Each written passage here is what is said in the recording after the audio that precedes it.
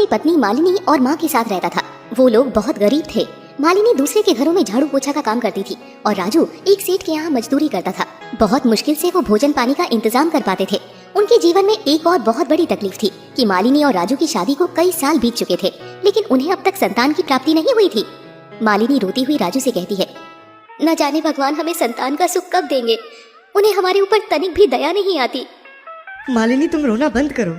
इस तरह दुखी होने से क्या होगा? आज नहीं तो कल भगवान हमारी जरूर सुनेंगे, तुम देखना। तभी उधर से राजू की माँ आती है। बेटे, मैं तो कहती हूँ कि तुम दूसरी शादी कर लो, नहीं तो उम्र बीत जाएगी और तुम्हें बच्चे का सुख प्राप्त नहीं होगा। मालिनी को अगर बच्चा होना होता तो अब तक हो नहीं जाता। क्या माँ, तुम कुछ भी बोलती रहती हो। सास की बात सुनकर मालिनी और ज्यादा दुखी हो जाती और वहाँ से जाकर वो भगवान शिव की मूर्ति के पास बैठकर रोने लगती है। हे भगवान, क्या मेरी किस्मत में सच में संतान का सुख नहीं है? तभी राजू उसके पास आकर बोलता है, मालिनी, तुम्हें भगवान पर भरोसा रखना चाहिए। ऐसा करते हैं, कल से सावन शुरू हो रहा है। इस महीने जो कोई भी सच्ची श्रद्धा से भगवान शिव का व्रत और पूजन करता है, कहते हैं भगवान शिव उसकी सारी मनोकामना पूरी करते हैं। मालिनी ने कहा, फिर तो हम ये व्रत जरूर करेंगे। इस बात से मालिनी खुश हो जाती है क्योंकि उसे उम्मीद की एक नई किरण दिखाई दे रही थी। दूसरे दिन दोनों कैसे भी करके व्रत का सामान लाते हैं और शिव मंदिर जाकर भगवान शिव की पूजा करके व्रत रखते हैं। ओम नमः शिवाय, ओम नमः शिवाय। शाम को उसी प्रसाद से वो अपना व्रत खोलते हैं। अब हर रोज वो दोनों सुबह को मंदिर जाने लगे। फिर जब सोमवार आया तो दोनों ने व्रत रखा। जब वो मंदिर से लौट रहे थे तो रास्ते में उन्हें एक वृद्ध व्यक्ति मिला। वृद्ध व्यक्ति ने कहा, बेटे, बहुत भूख लगी है, तुम्हारे पास कुछ खाने को हो तो मुझे दे दो।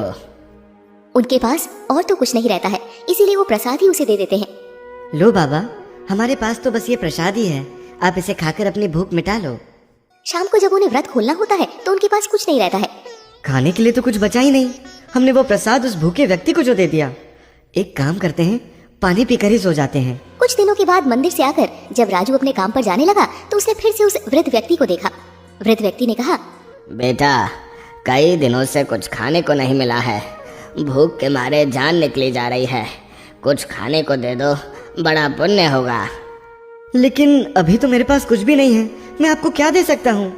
वृद्ध व्यक्ति ने कहा, बेटे, उस मंदिर में कुछ ना कुछ प्रसाद जरूर होगा, तुम मुझे वहाँ से थोड़ा सा प्रसाद ही ला कर दे दो। कुछ खाकर पानी पी लूंगा तो शरीर में थोड़ी सी जान आ जाएगी। ये सुनकर राजू उस मंदिर में जाता है, लेकिन उस वक्त मंदिर का द्वार बंद रहता है। ऐसे में राजू किसी दूसरे रास्ते से जाने के बारे में सोचने लगता है और मंदिर के अंदर ताक झांक करने लगता है कि तभी वहाँ पास में खड़े कुछ लोग राजू को इस तरह से देखते हैं तो उन्हें लगता है कि ये कोई चोर है जो मंदिर में चोरी करना चाहता है। लगता है ये कोई चोर है भैया। हाँ, मुझे भी इसके हाव भाव कुछ ठीक नहीं लग रहे हैं। इसीलिए कई लोग मिलकर राजू के पास आते हैं और उसे मारने लग जाते हैं। राजू ने कहा, अरे मुझे मत मारो, मैं कोई चोर नहीं हूँ, मुझे जाने दो। भीड़ में से एक आदमी बोला, हर चोर यही कहता है कि मैं चोर नहीं हूँ, तुम्हें अगर सजा नहीं दी गई तो तुम्हें सबक कैसे मिलेगा। राजू को पीटने के बाद सभी वहाँ से चले जाते हैं। तब राजू जैसे तैसे करके उठता है और अपने घर की ओर जाने लगता है कि तभी वो देखता है कि वो वृद्ध व्यक्ति नीचे बेहोश होकर गिरा हुआ था। बाबा, बाबा उठिए, क्या हुआ आपको? ऐसे में राजू अपना दर्द भूल जाता है और उस वृद्ध को उठाकर अपने घर ले चला जाता है। राजू की माँ कहती है, अरे राजू, ये तुम किसे उठा लाए? राह चलते किसी की भी मदद करते रहते हो, न जाने तुम्हारी ये आदत कब खत्म होगी। इतने में मालिनी एक गिलास पानी लाती है और उस वृद्ध व्यक्ति को पिलाती है, जिससे उसे होश आ जाता है। वृद्ध व्यक्ति ने कहा, तुम्हारा बहुत बहुत धन्यवाद बेटा, तुमने मेरी इतनी मदद की कि मैं तुम्हें दिल से आशीर्वाद देता हूँ। इसके सिवा मेरे पास तुम्हें देने के लिए और कुछ भी नहीं है। हाँ, ये मिट्टी लो और राजू के सिर पर लगी चोट पर लगा दो, वो ठीक हो जाएगा। मालिनी उस मिट्टी को लेकर राजू की चोट पर लगा देती है और फिर मालिनी जाकर खाना परोस लाती है और उस वृद्ध व्यक्ति को खाने के लिए देती है। खाना खाने के बाद वो वृद्ध व्यक्ति जाने लगता है। फिर वो इधर उधर देखने लगता है। मालिनी ने पूछा, बाबा, आप इधर उधर क्या देख रहे हैं? आपको कुछ चाहिए क्या? नहीं बेटी, मुझे कुछ नहीं चाहिए। मैं देख रहा हूँ कि तुम्हारे घर में कोई बच्चा नहीं है। ये सुनकर मालिनी की आंखों से आंसू आ जाते हैं। नहीं बाबा, हमारी जिंदगी में इसी चीज की बहुत कमी है, न जाने भगवान हमारी ओर कब देखेंगे। तुम चिंता मत करो बेटी, तुम दोनों बहुत नेक दिल वाले हो। भगवान तुम्हारी अवश्य सुनेंगे। मैं तुम्हें आशीर्वाद देता हूँ कि तुम्हारी सूनी गोद जल्द भरेगी। इसके बाद वो वृद्ध व्यक्ति वहाँ से चला जाता है। शाम तक राजू का जख्म पूरी तरह से ठीक हो जाता है, जिसे देखकर राजू और मालिनी काफी हैरान हो जाते हैं। अरे, आपका चोट तो पूरी तरह से ठीक हो गया है। उन्होंने जो मिट्टी दिया था उसी से आपका घाव इतना जल्दी ठीक हो गया। ये तो आश्चर्य वाली बात है। हाँ मालिनी, ये तो सच में चमत्कार है। उसी रात को जब मालिनी नींद में सोई रहती है तो भगवान शिव उसके सपने में आते हैं। मालिनी, मैं तुम्हारे पूजा भाव से बहुत खुश हूँ।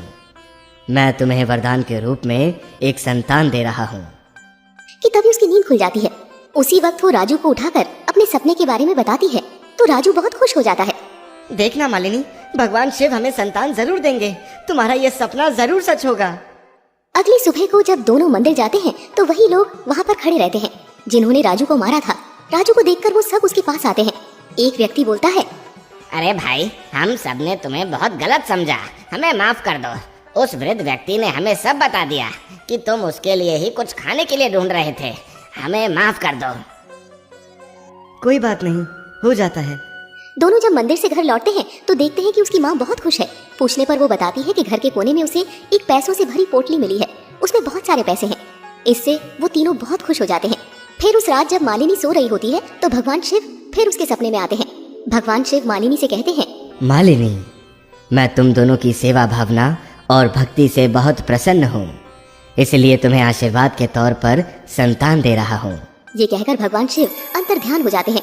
सुबह को मालिनी अपने सपने के बारे में फिर से राजू को बताती है और फिर कुछ समय के बाद उसे सच में पता चलता है कि वो माँ बनने वाली है। आपको बहुत बहुत बधाई हो, आप पिता बनने वाले हैं। अब तो उसकी खुशी का कोई ठिकाना नहीं था। राजू ने अपनी माँ को बताया तो वो भी बहुत खुश हो गई और मालिनी को प्यार से गले लगा ली। अब तीनों मिलकर भगवान शिव की पूजा करने लगे। कुछ समय बाद उस पैसे से राजू ने अपना व्यापार शुरू कर दिया और मालिनी को एक बेटा हुआ। अब भगवान शिव की कृपा से उसका परिवार पूरी तरह से सुखी हो गया। दोस्तों, इस कहानी से हमें ये सीख मिलती है कि हमें भगवान पर हमेशा विश्वास रखना चाहिए और अच्छे कर्म करना चाहिए, क्योंकि अच्छे कर्म का फल मीठा ही होता है।